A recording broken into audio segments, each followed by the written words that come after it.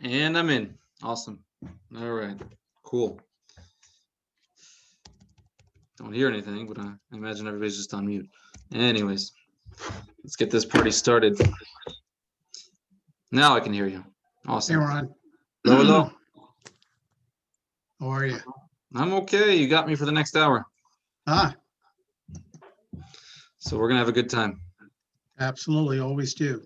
Yeah, we're gonna talk buyers for a little bit, or anything else.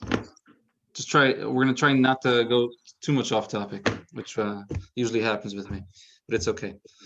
We have fun doing it. It's So all good. I was going to say, it's always a good thing. yeah, all right. I'm gonna pull up a slideshow in a second. I'll introduce myself for those that do not know me. Here we go.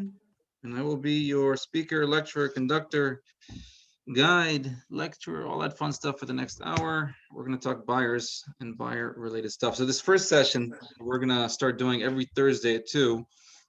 It's more generic. We're going to get more specific on topics moving forward. Here we go. All right.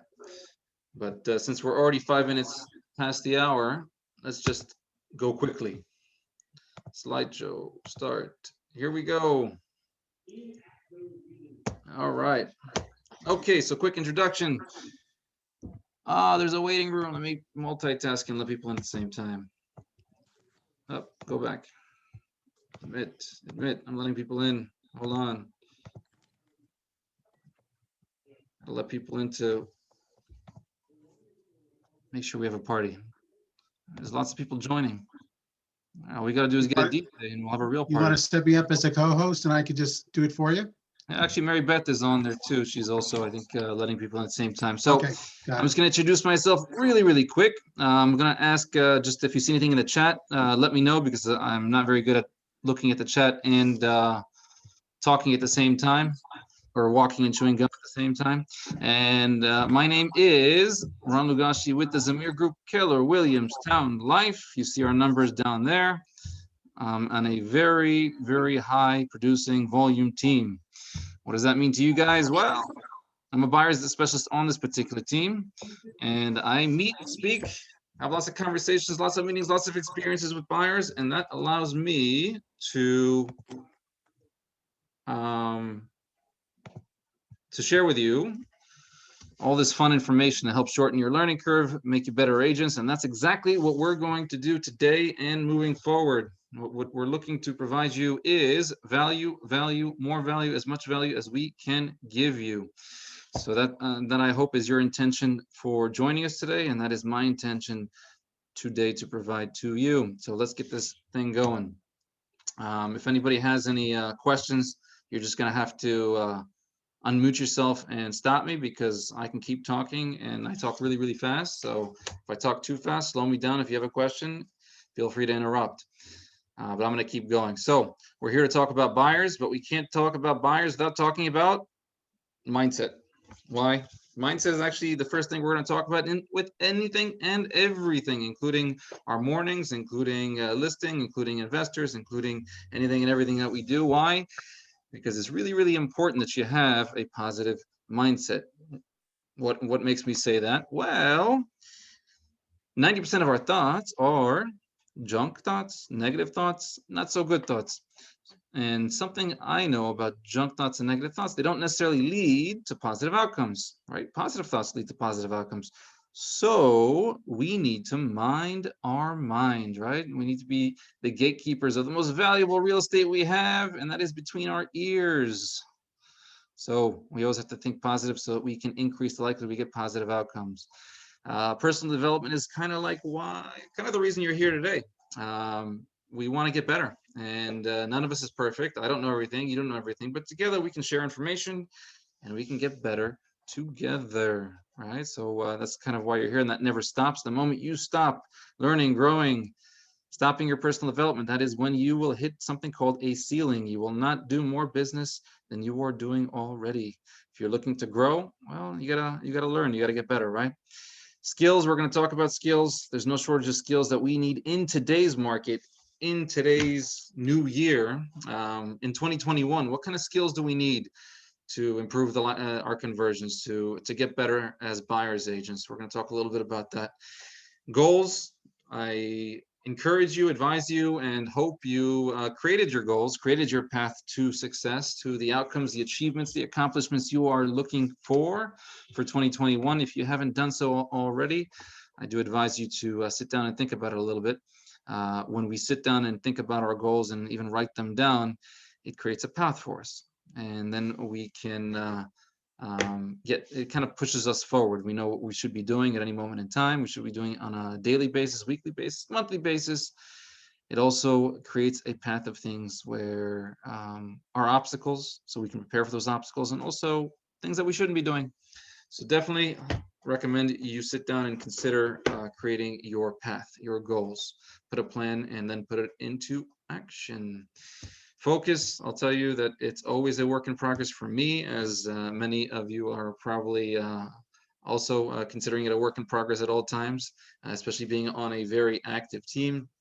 And something will come at you, and it seems really important at that very moment in time, and you'll run to it, and then something else comes, and now you run to that, and something else comes to you, and you run to that, and all of a sudden you are anywhere and everywhere, and you're not necessarily doing the most important things, the ones that will create business for you now, the income producing activities now. And it goes back to the 80-20. What is the most important activities we should be doing and when we should be doing them? So always consider kind of just focusing in, honing in on what that is. Action and results, they kind of go hand in hand. I always like to say, well, if you take action, you'll actually get results. And if you take no action, you get no results, right? And of course, the more action you take, the more results you get. It's one of those things. They just come hand in hand. So take action, be active, move, achieve, just do something, because something is better than nothing, right? And the missing piece of that puzzle is consistency. Anything done with consistency will reap consistent results. Anything done inconsistently will reap inconsistent results. Isn't that interesting?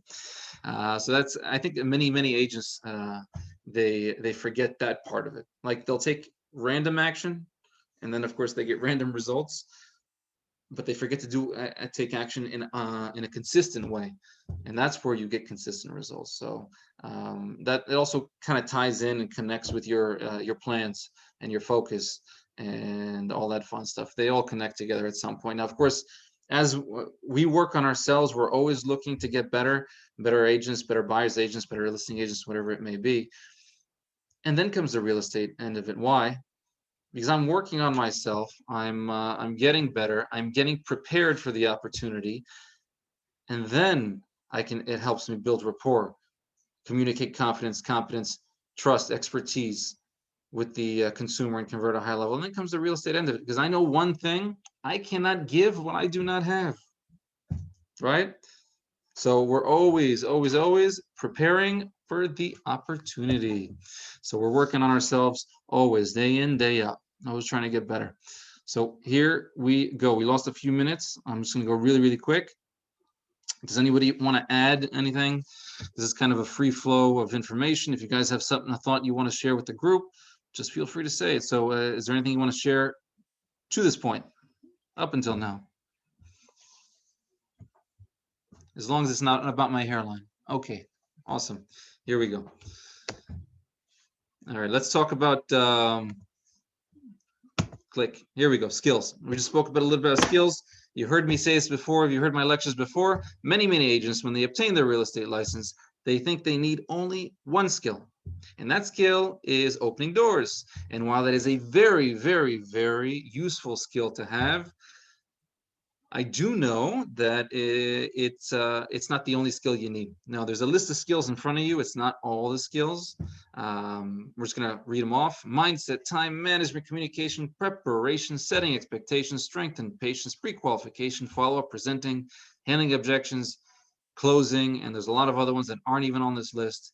And what are some that kind of pop out at you, right? Something that you should be working on, something you should be focusing on, something that will help take your business to the next level if you worked on it.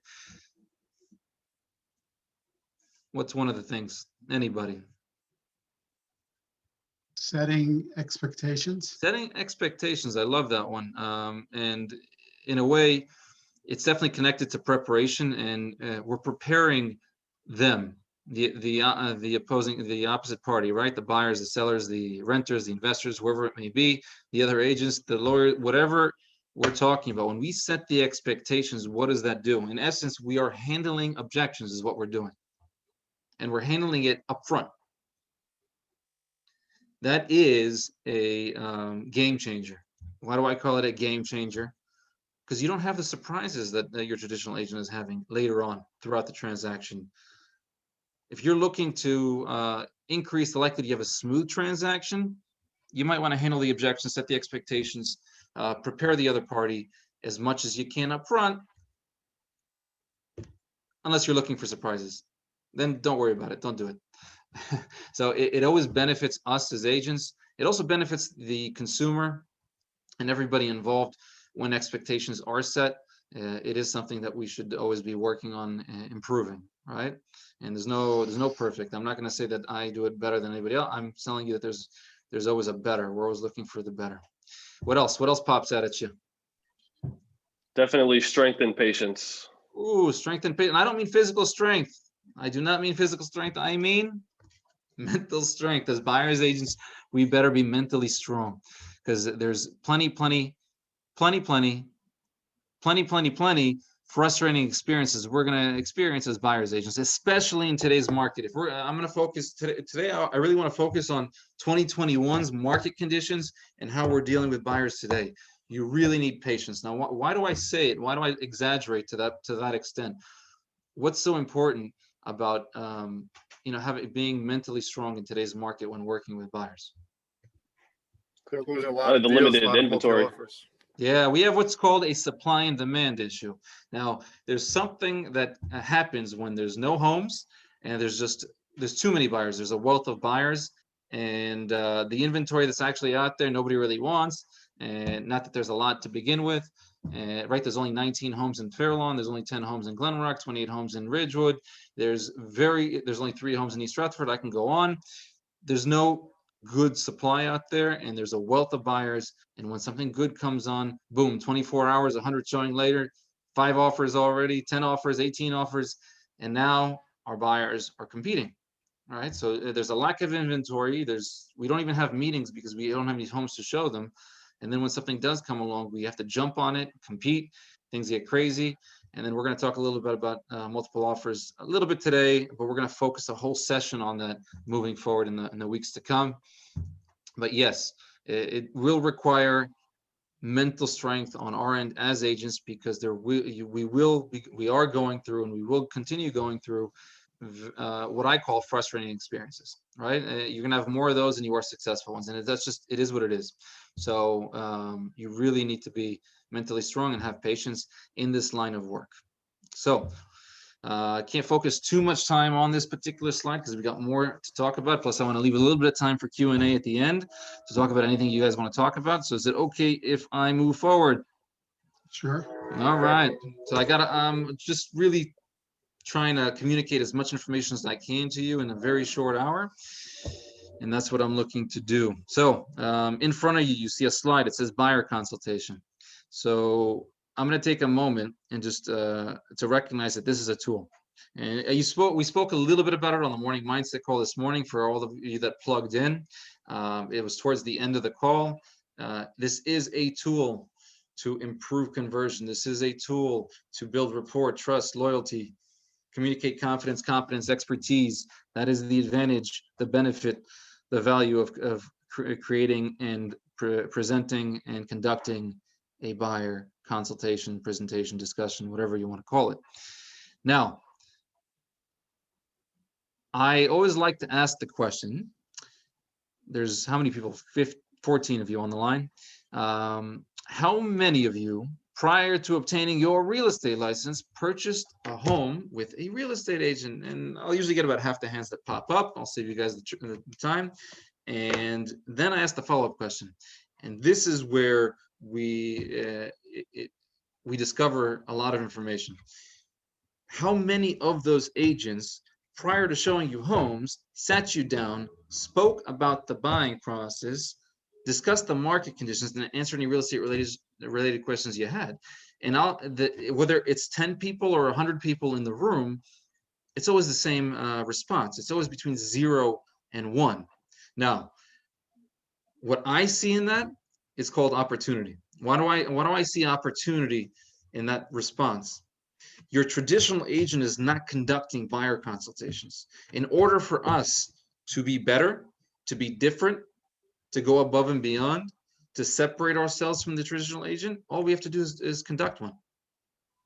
That's where our opportunity is. So if we are conducting these presentations, conversations, discussions, I like to call it different things, it benefits us and the client. It provides us advantage and to the client. It provides value to us and the client. So that's why I call it a very, very useful tool. So the short version, why do we do them? Yeah, it helps build rapport, trust, loyalty with the client, helps us set expectations both for them and for us. It increases the likelihood they work with you. We're going to educate them at the buying process, answer any questions they might have. Also, handle all the as many objections as we can up front. Now, we're not going to focus a lot on this buyer consultation today because we're going to have a whole hour dedicated to it moving forward. I just want you to know the benefit of it.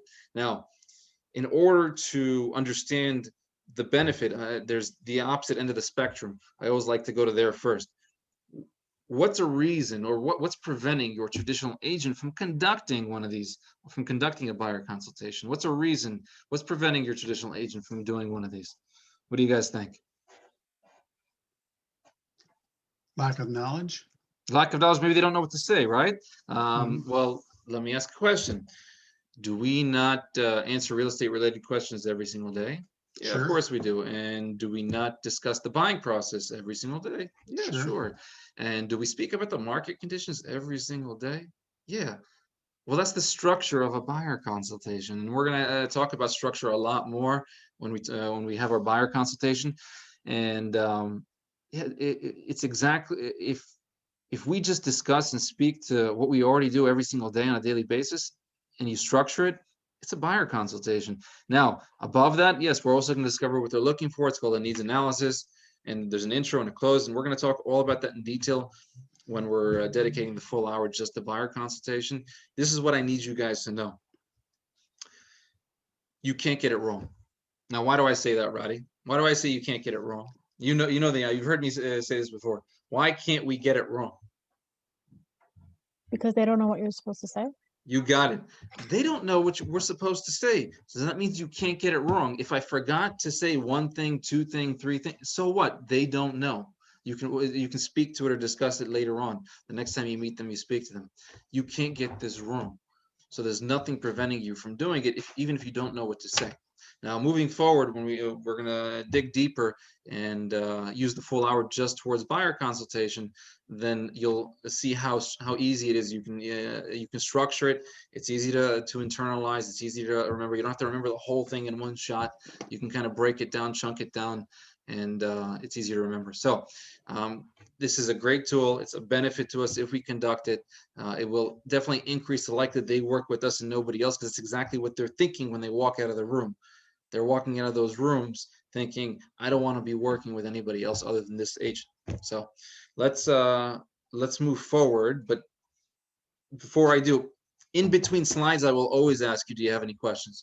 So do you have any thoughts? Do you have any comments, anything like that that you want to share? And then I'll move forward. So anything that you want to share, add before I move forward? It could be about anything that I said to date.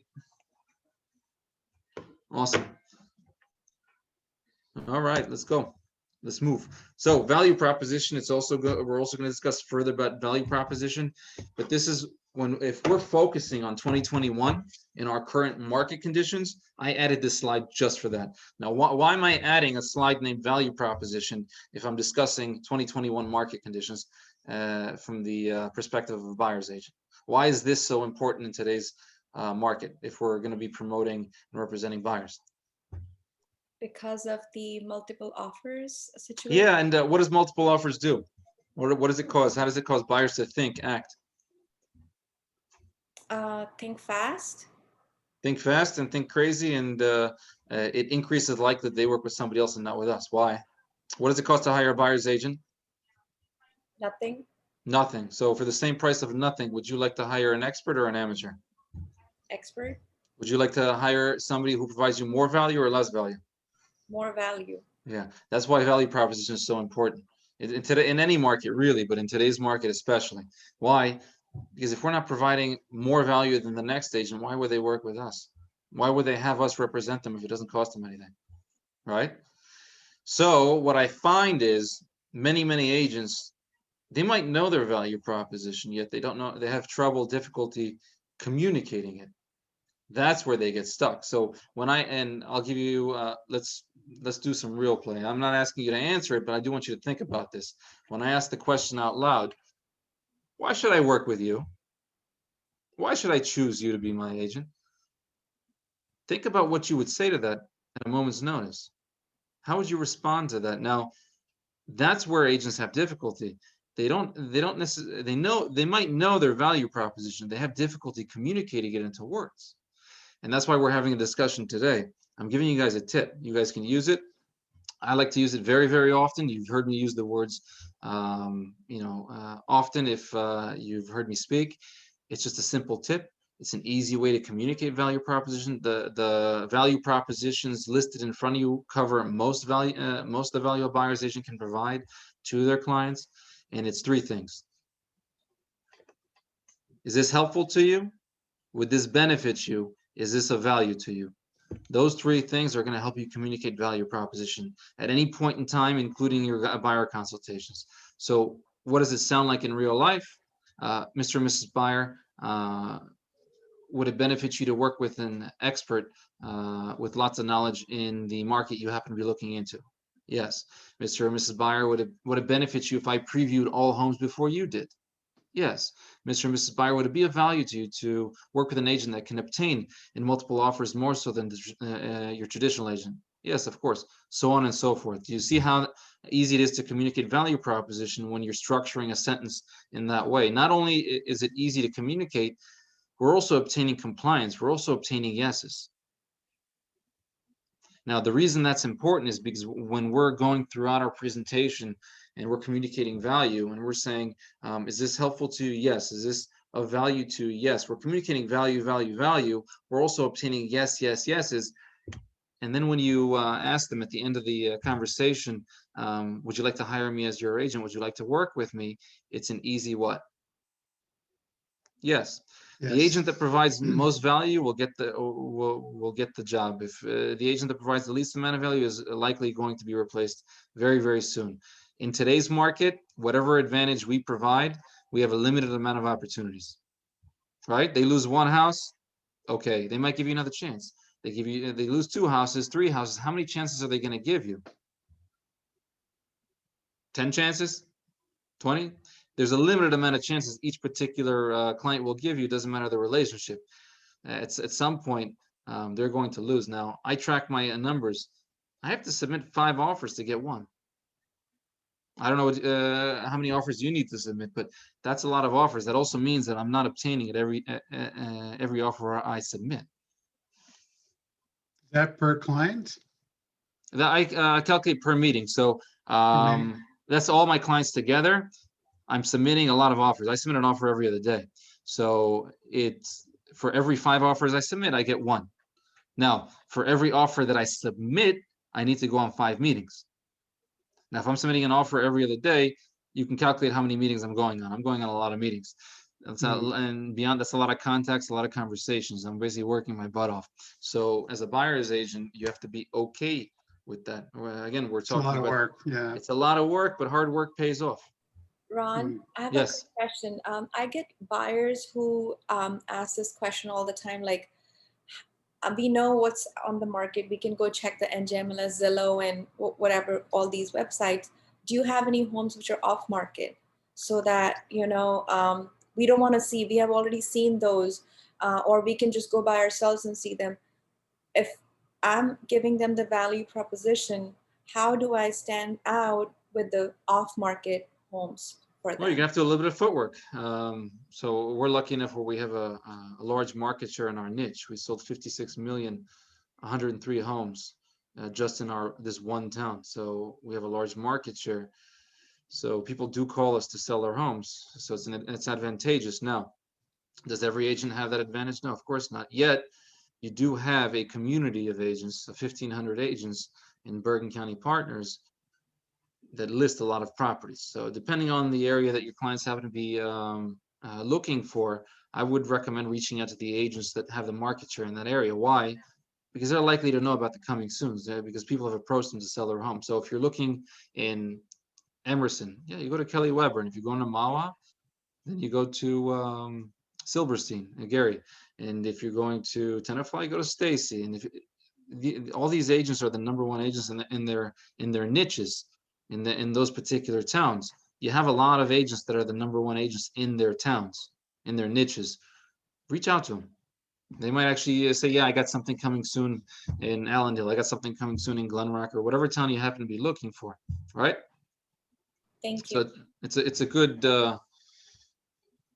who you surround yourself does matter, but again, most agents are not mind readers. They don't know unless you reach out. Unless you reach out to me for help, I don't know what kind of help you need. So you have to reach out to me. You have to say, hey, listen, I got a question for you. This is the scenario. And then I'll give you my opinion, my advice, whatever 2 cents I can give you to help you out. You'll find that most agents will as well, not just me. Okay. So that's in regards to the off market. Other off markets are not just the coming soons. Other off markets can be for sale by owners and expireds. Yeah, I've actually Right. taken a buyer to a showing at a FISBO. Yeah, and I do it every now and then as well. And FISBOs, I will tell you that it doesn't mean just because they're for sale by owner doesn't mean you can't get the deal done if they like it. You can schedule the appointment just like any other listed property. And even for those rare occasions, the majority of them will already offer up a commission to a buyer's agent.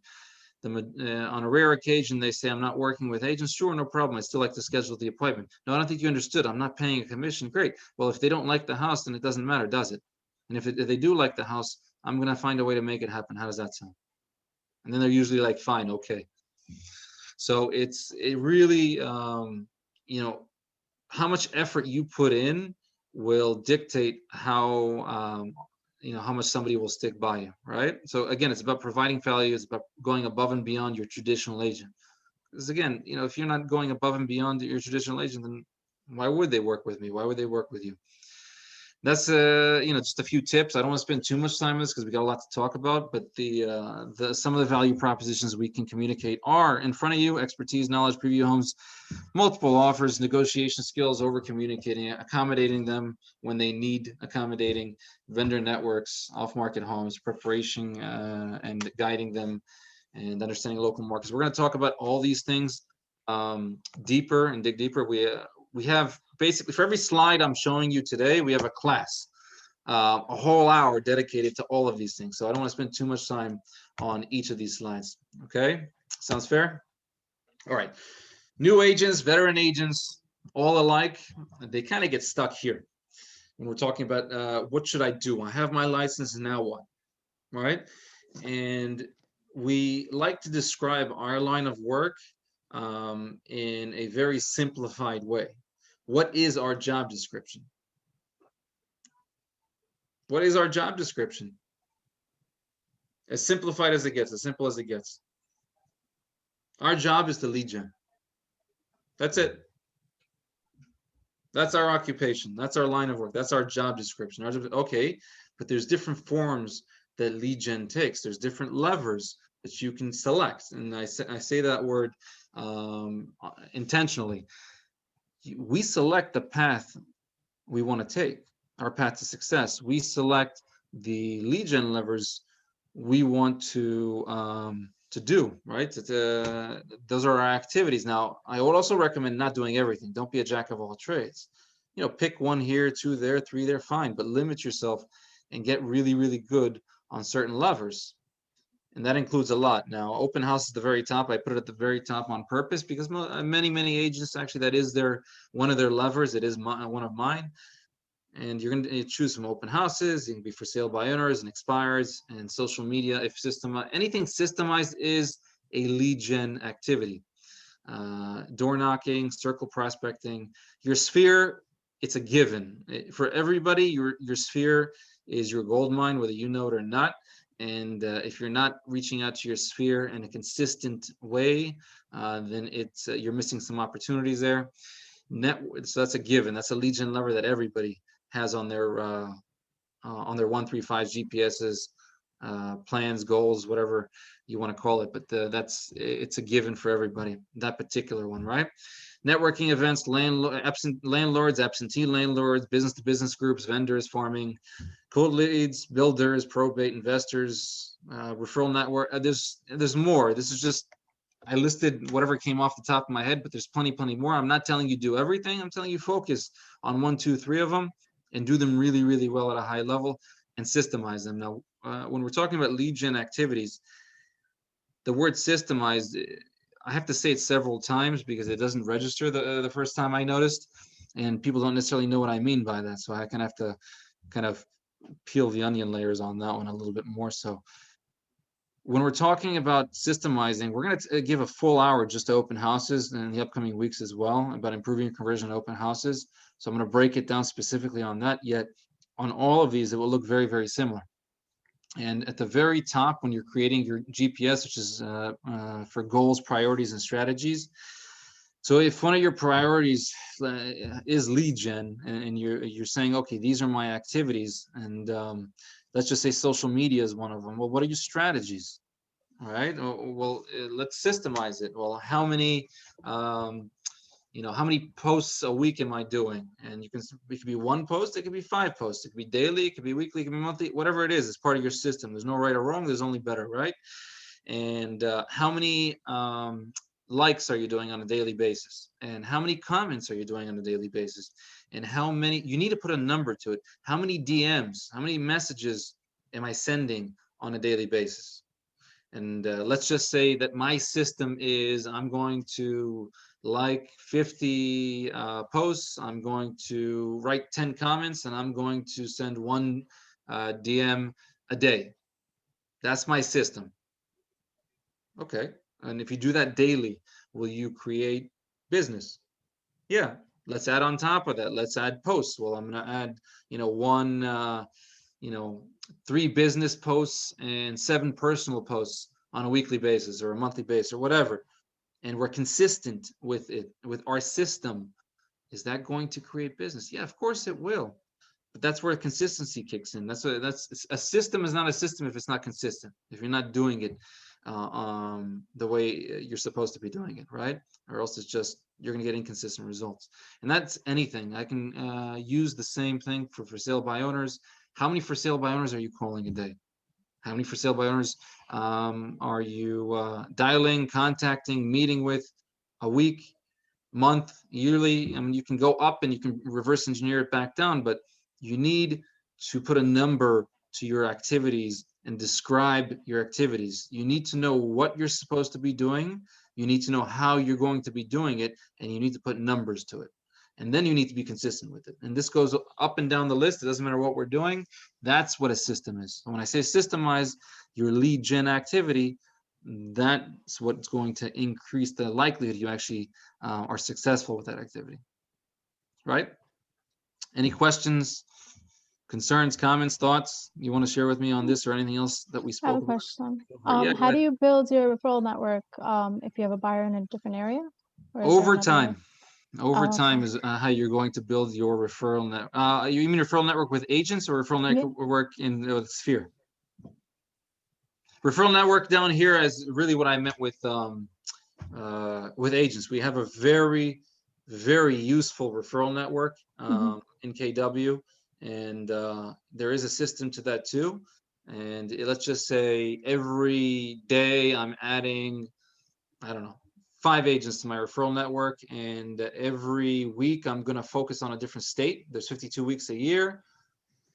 I don't know. You know, I'm just kind of off the fly. So you're going to have a lot of people in your referral network by the end of the year. Is there a How- script for that? What's that? Is there a script for that? Like you randomly Actually, the reach out to really, anyone?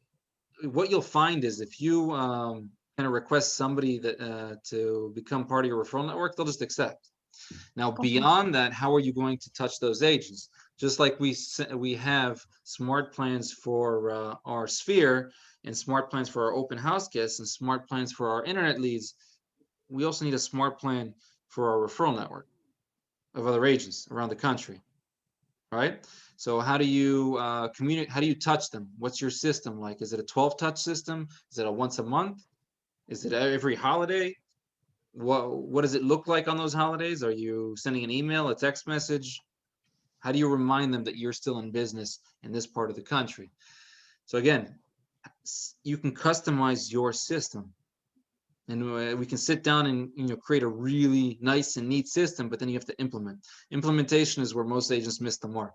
You know, they can create these really elaborate, really fancy, really nice systems, yet implementation is that's what you call lacking, and that's where it kind of falls through. So you really have to put everything into action, and you know, I would say start simple, start easy, don't overwhelm yourself with whatever it is, the system that you're looking to create, and you know, build off from there.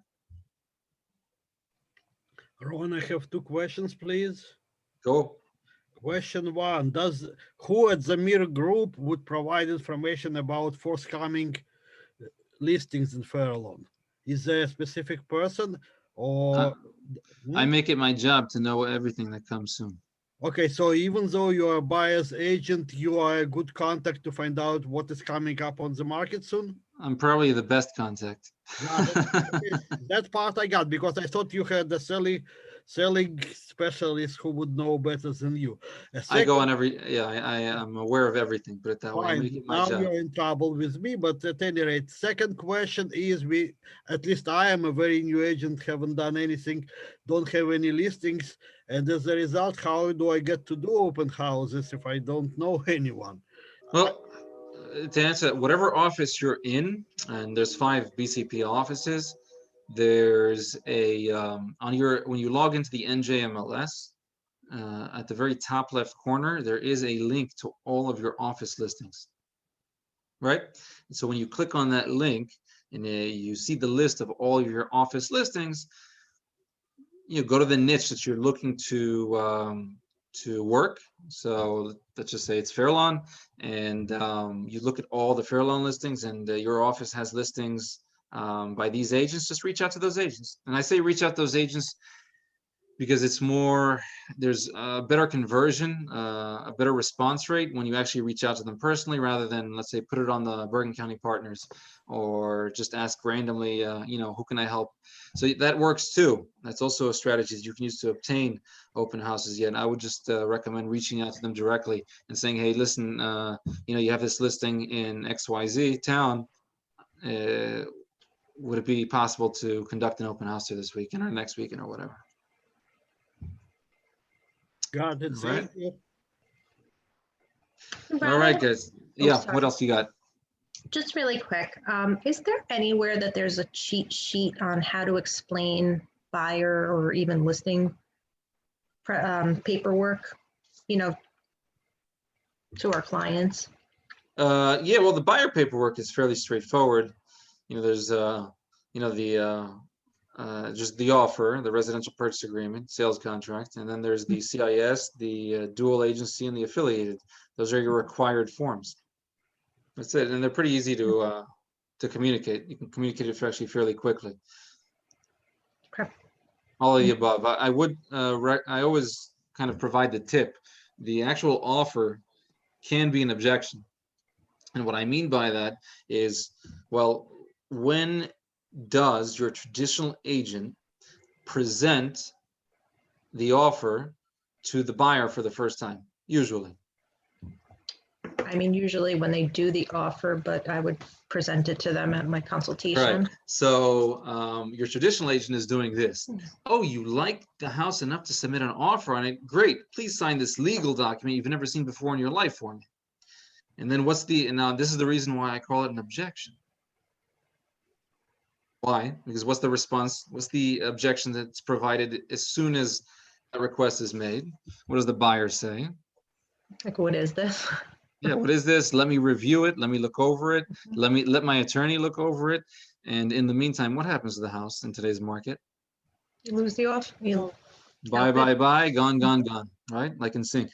Let's let's be a little bit better than your traditional agent. Let's prepare them so when the time comes, it's sign, or click, if it's e-signature or hand sign. So we want to handle those objections. I would recommend doing it in the buyer consultation. I got something in the chat. Hold on, I can't multitask. Okay, never mind. Nothing interesting.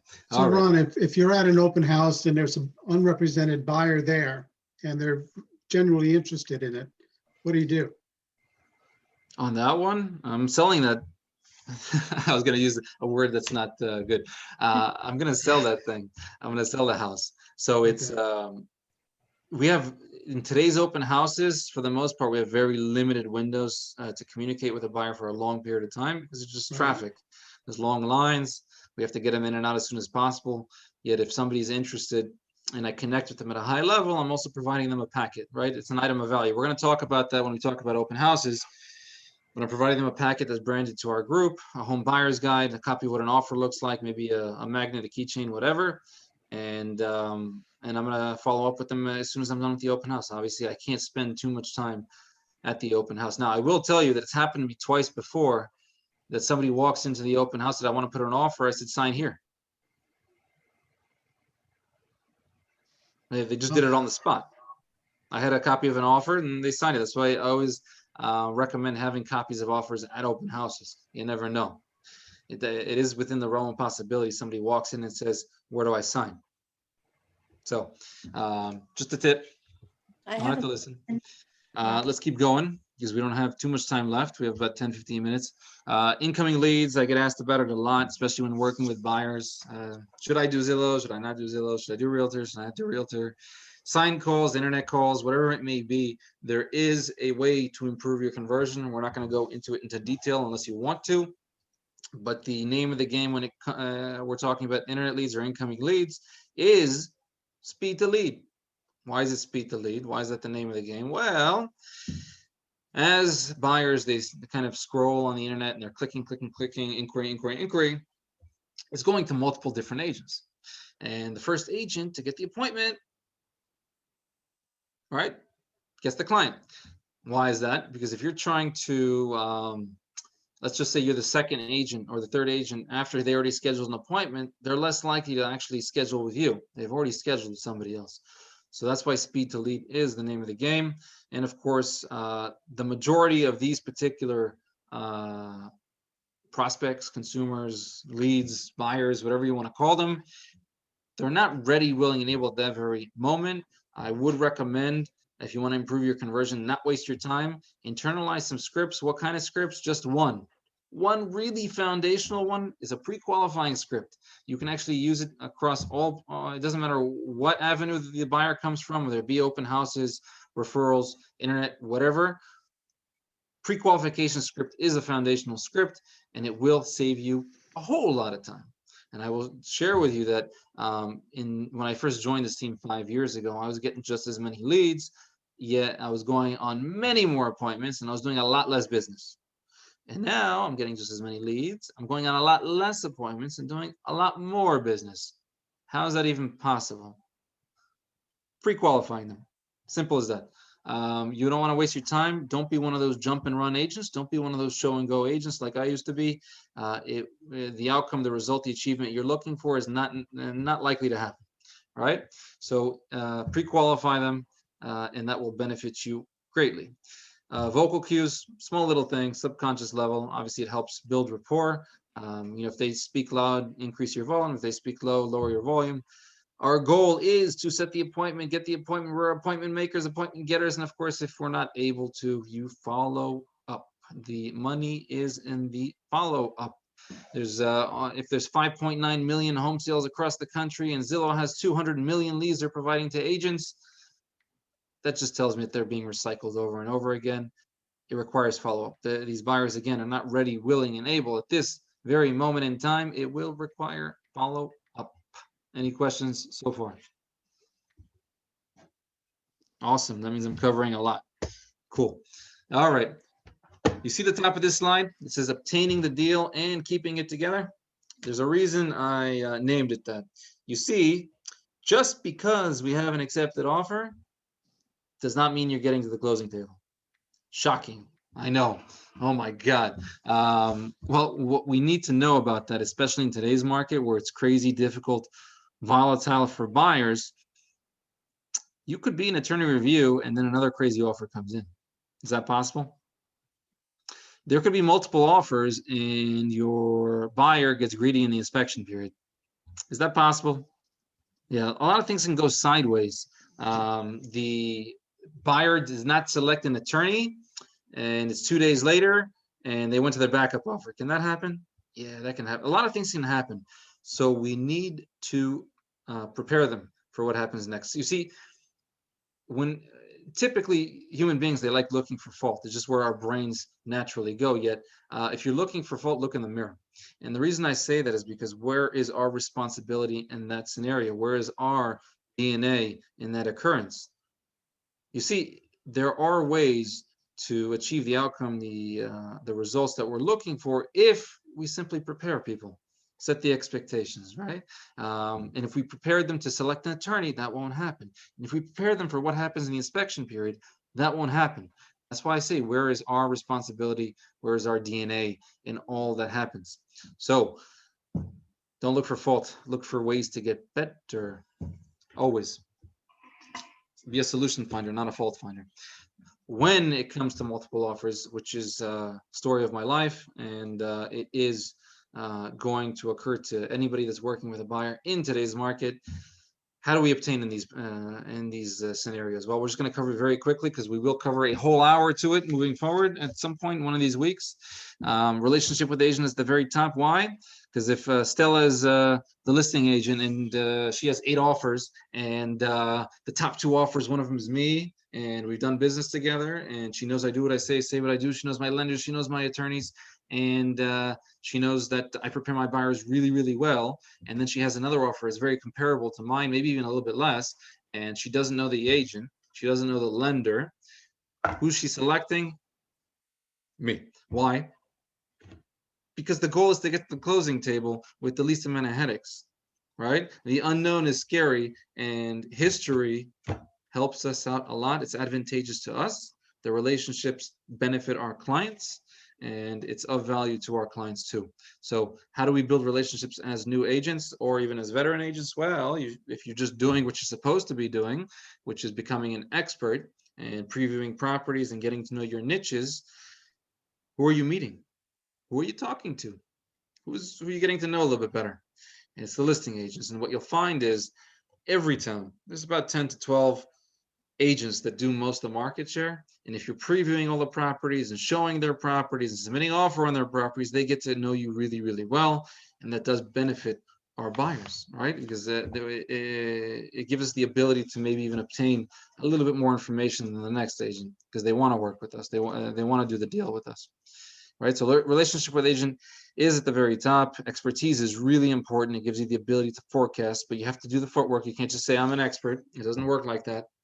You really have to go and see all the 28 homes in Ridgewood or the 10 homes in Glenrock, which, by the way, doesn't sound like a lot because it isn't, or the 19 homes in Fairlawn because it isn't. It's not a lot of homes. It won't take you that long at all to go see them.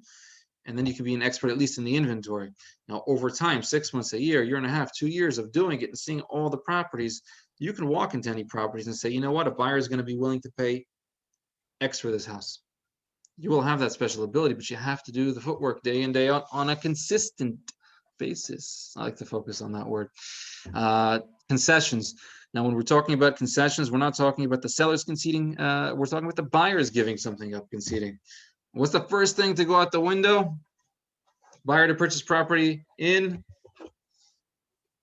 as is condition with the exception of environmental and structural items, maybe even mechanical. It's always the first thing.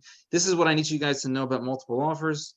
Just to simplify things, it is not who the highest offer is. The name of the game is strength of offer, not highest offer. How do we strengthen our offer? Well, that's one. Another way that buyers are strengthening their offers is waiving their appraisal contingencies or maxing them out or capping them out. Right, that's another way that they're strengthening their offers. And by the way, our buyers don't know the consequences of that, which means somebody needs to educate them about what the best strategy to move forward in. Again, they don't do this day in and out. We do. We need to educate them, right? I'm going to speak really, really fast because we're running out of time. And then terms, the simplest of terms, closing date. I can tell you that many agents, actually most agents, don't call the listing agent and ask them simple questions. One of them being, when is your seller preferred to close? And I can share with you that I've never had a listing agent say none of your business. They've always told me, well, you know, they'd like to close in March. Okay, great. If your buyer's flexible, you're strengthening your offer with a simple way. Don't think that you're strengthening your offer by putting 30 days. Many sellers don't know where they're going. You put 30 days, you're actually weakening your offer. Ask the questions. You'll get answers. It's funny like that. Yeah, you ask questions, you get answers. You don't ask questions, you don't get answers. So escalation clause, it's a rare tool to use. It's seldomly used in real estate. When it gets really crazy, you start using them, other agents start using them. And what I need you to know about escalation clauses is sometimes you shouldn't be using them. And there's many agents out there and sellers out there that don't like it. They don't want it. Just know what you're walking into before you use that particular tool. And if you're up against a cash offer and you know you're up against a cash offer, it's not going to help you to be $1,000 above a cash offer, trust me. And the best tool for a seller and a listing agent to obtain top dollar out of a buyer and a buyer's agent is called highest and best, right? You have multiple offers, you conduct the highest and best. That is the best way to squeeze top dollar out of a buyer's and a buyer's agent. And what you don't want happening is you don't want to tell your buyers, hey, Mr. and Mrs. Buyer, as a strategy, let's submit asking. And right before the deadline, we'll submit our highest and best. Sounds good, great, wonderful. The seller is one of those rare breeds that just selects an offer and moves forward with it. And it's not your offer, and you're this much closer to getting fired, and we don't want that. So ask the question, do you know if the seller anticipates doing a highest and best or choosing to select an offer? And they will tell you the answer. Listing agents typically do know the answer to that question. Letter to seller, love letters, bio letters, always advantageous in my eyes. There's no disadvantage. On a rare occasion, you might get a listing agent that says, I'm not submitting this letter to my seller. Sure, no problem. Okay, thanks a lot. Just submit the offer. Wonderful. Have a great day. That's the worst thing that can happen, right? So if you construct a very good letter, don't give off details you shouldn't be giving, then you're in good shape. Inspections, yes, educate your buyer. They do not do this day in and day out. We do. It's our job to educate them what environmental means and what structural means and what mechanical means and what's included. So yeah, underground oil was definitely an original heat source on many of these homes. We have to discuss that with them. And asbestos, of course, when you see those 9x9 tiles and the asbestos installation on the piping and termites and pest droppings and major or material issues to the foundation or compromised load-bearing beams or mold or et cetera. We have to educate them about what environmental and structural items mean. It actually covers a lot. And those are the major stuff that usually buyers are the most concerned with. We have to let them know that they're protected in these type of scenarios, even when they're saying buyer to purchase property and as is, with the exception of an environmental and structural. What does that mean? We have to educate them, right?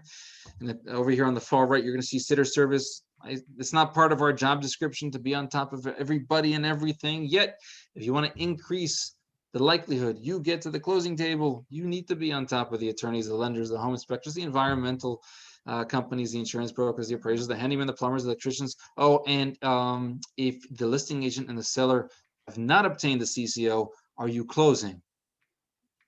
Nope. No. You need to be on top of everybody and everything, even though it is not necessarily part of our job description, right? So any questions about that? We're getting towards the finish line. We got 2 minutes left. Anything at all? Awesome. What's the biggest challenge you face with buyers? The biggest challenge is the supply issue. The most common comment I'm providing buyers right now is sit tight. There's just nothing there. Right. So it is the biggest challenge right now. You can have 1,000 buyers and not do a deal. That's where we're at. That's the market conditions right now, right? And we have to be Gotcha. okay with it. It is what it is. Now, does that mean that we can't do transactions? No, I did plenty of transactions. Our team did plenty of transactions. You just need to work to go get it. So you need to be on top of it every single time. You need to be checking all the time for new properties. You need to send your buyers the properties before they see it. You need to provide value wherever you can. Yes, the biggest problem is your supply issue.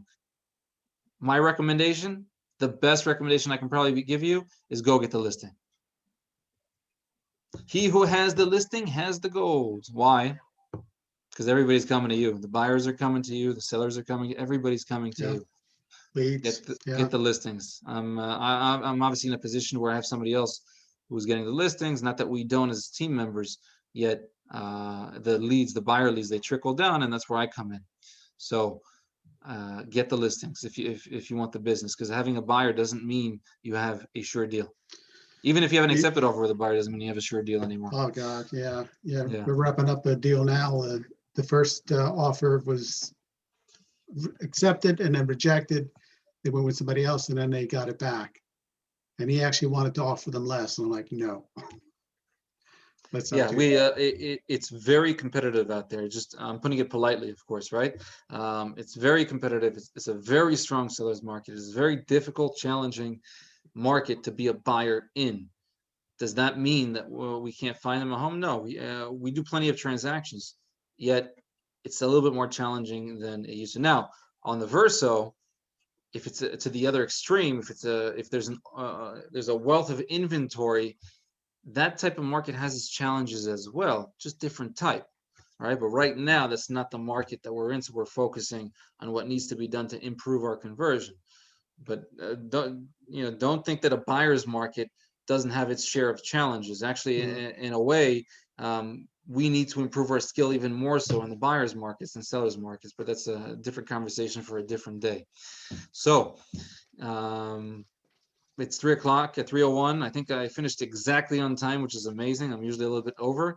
I do want to thank everybody for being here. I want to give you the opportunity just to ask any last thoughts, questions, comments, opinions you have that you want to share with the group. Anything from anybody? Great stuff, Ron. I have a quick question. I'm sorry. We talked about the off-market homes and the referral system. Mm-hmm. Do we do this with the other companies too? Like not just Keller Williams? Like in my area, maybe there's another company who's doing really well. So should I contact them for the referral system or? Well, if it's in your niche, then you're not really referring. You're taking the business for yourself, or they're taking it for themselves. If it's like somebody that's not, let's say, Like 2 hours away, and they're not going to come to your area. No, like you want to. in like off-market homes, just to get more information, because I know that.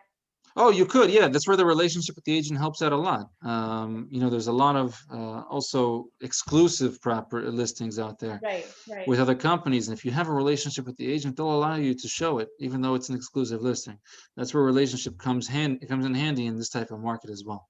So yeah, definitely use your relationships to take it to provide advantage to our buyers. There is a spot on the NJMLS. It's like kind of hidden. You have to go into it. It's under documents. There's a folder for exclusive listings. You still have to register it with the MLS, and it's in this one little folder. And you have to go look up and down the list for each individual month. And then you have to reach out to the agent and say, hey, listen, you got this exclusive listing. Is it still available? Can I show it? Yada yada. Okay. Ron, Lance has a question in the chat. Oh, sure. What you got? Okay. What's the question? Let me see. If I want to submit an offer, but the open house has not happened yet, would you wait until the open house or submit now? Strategy questions. I love strategy questions. So it depends. It depends if you can shut it down or not. So let's just say today's Thursday. Okay. They have no offers on the table, but they're having the open house on it. And based on your conversation with the agent, they're not shutting it down. Even if you give them a crazy offer, I'd say, wait. Now, if they already have 10 offers on it and they're still doing the open house, by all means, just submit an offer. I always like to submit an asking offer just to be in the mix and get updated, especially if they're going to be doing the open house and then a highest and best after. It really depends on the moving parts of the situation. If you're able to shut it down, then shut it down by all means. Some sellers, there are sellers out there that don't want the craziness, don't want 1,000 people walking through their house. If you give them a very good offer, they might actually take it and not do the open house and cancel the open house.